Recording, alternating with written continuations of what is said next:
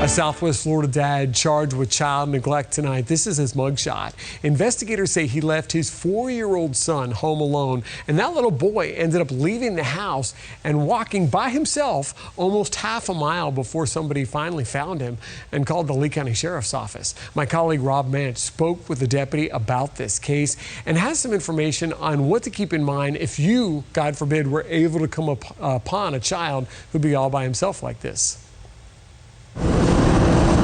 Charlotte County deputies say a stranger spotted a 4-year-old boy walking all alone along this roadway last Saturday.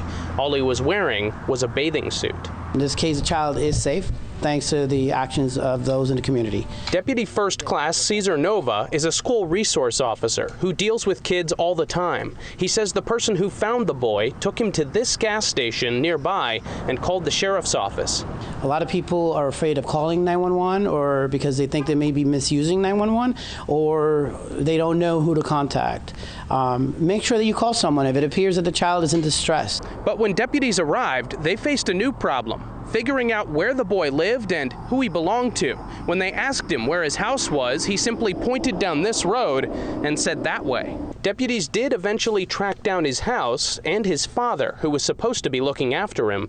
32-year-old Eric Sickler was at a class for his recent conviction of driving under the influence and left his son at home alone. Sickler is now facing 1 count of child neglect. We definitely want to tell the community out there that there are laws that are in place and it is meant to keep you and your children safe. The boy's mother eventually came here to North Access Road to pick up the boy. The report says she told deputies she and Sickler had recently divorced and that he's a former Marine who suffers from PTSD and problems with alcohol.